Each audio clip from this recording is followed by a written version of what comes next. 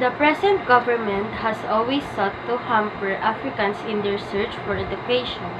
One of their early acts after coming into power was to stop subsidies for African school feeding. Many African children who attended schools depended on this to supplement their diet. This was a cruel act. There is compulsory education for all white children at virtually no cost to their parents, be they rich or poor. Similar facilities are not provided for the African children, though there are some who receive such assistance. African children, however, generally have to pay more for their schooling than whites. According to figures quoted by the South African Institute of Race Relations in its 1963 journal, approximately 40% of African children in the age group between 7 to 14 do not attend school. For those who do attend school, the standards are vastly different from those afforded to white children. In 1960 to 61, the per capita government spending on African students at state-aided schools was estimated at 12.46 rand.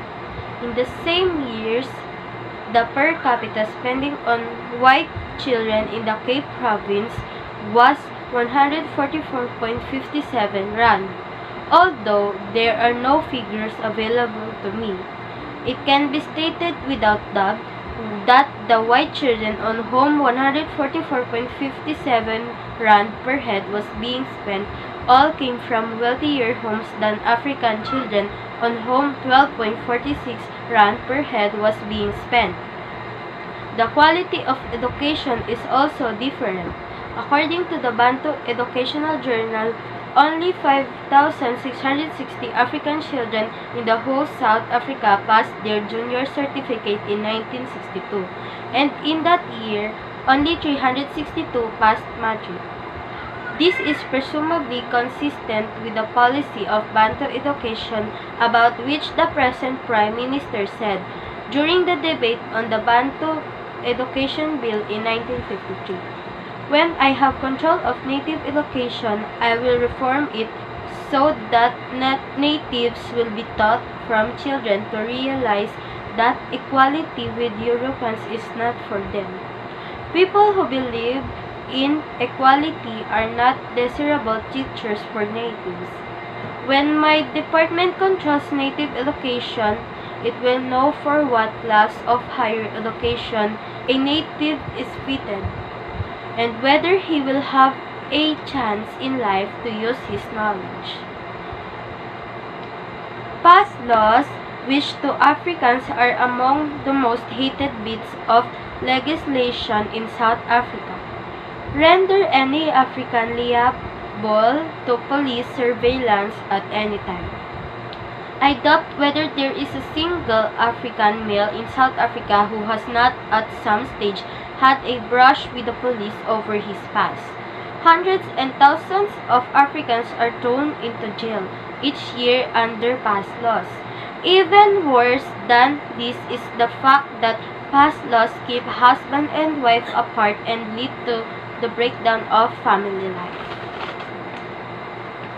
Above all, we want equal political rights, because without them our disabilities will be permanent.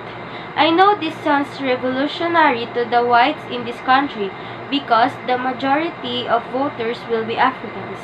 This makes the white man fear democracy, but this fear cannot be allowed to stand in the way of the only solution which will guarantee racial harmony and freedom for all. It is not true that the enfranchisement of all will result in racial domination. Political division based on color is entirely artificial, and when it disappears, so will the domination of one color group by another. The ANC has spent half a century fighting against racialism. When it trumps, it will not change that policy. This then is what the ANC is fighting. Their struggle is a truly national one. It is a struggle of the African people, inspired by their own suffering and their own experience. It is a struggle for the right to live.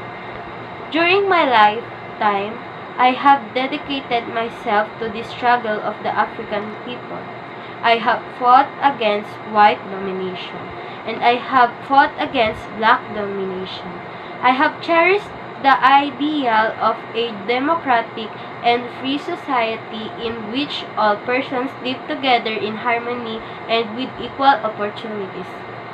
It is an ideal which I hope to live and to achieve, but if needs to be, it is an ideal for which I am prepared to die.